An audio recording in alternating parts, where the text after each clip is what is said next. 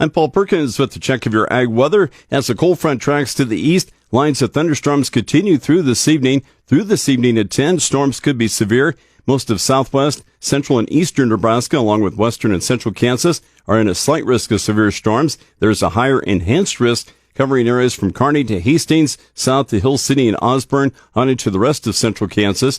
The main threats are large hail up to tennis ball size and wind gust over 60, possibly a few tornadoes. In behind the cold front are highs tomorrow and Thursday, dropping into the mid-60s to the low 70s. A disturbance Friday leads to unpleasant conditions with some light rain, highs in the 50s to low 60s, and some breezy northwest winds. Friday night, a freeze is likely with lows in the upper 20s to the low 30s. More frost is possible in Nebraska Saturday night with lows in the mid to upper 30s. Highs rebound into the 70s to the low 80s for Sunday and Monday. The next rain chance Wednesday through Friday of next week. The long-term forecast predicts a sustained warming trend. Above normal temperatures are likely for Nebraska, Kansas, and the western two-thirds of the U.S. Sunday through October 16th.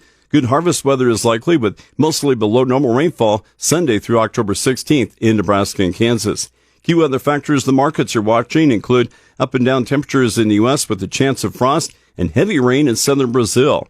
Rain and thunderstorms with a cold front march eastward across the plains and upper Midwest. Cooler air trailing the front ends record-setting warmth that has affected much of the nation's midsection.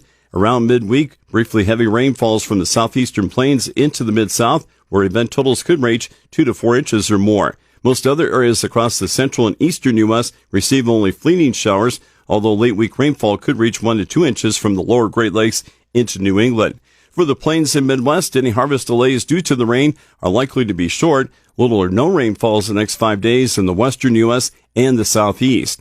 Dry weather in the west is accompanied by a gradual warming trend with temperatures climbing to above normal levels later in the week and gradually building east for next week. Widespread freezes affect the northern plains by Friday, with sub-freezing temperatures expanding across the remainder of the northern plains and into parts of the upper Midwest this weekend. In Brazil, heavy rain in the south moves into central areas late this week. Additional rain for southern Brazil this weekend could be heavy once again. The trend of too much rain in southern Brazil is causing flooding and the need to replant early corn in some areas.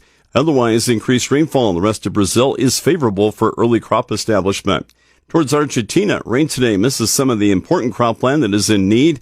Planting conditions in Argentina are good, but establishment conditions are not. Argentina's next rain chance does not move through until the middle of next week. With the check of your ag weather, I'm Paul Perkins.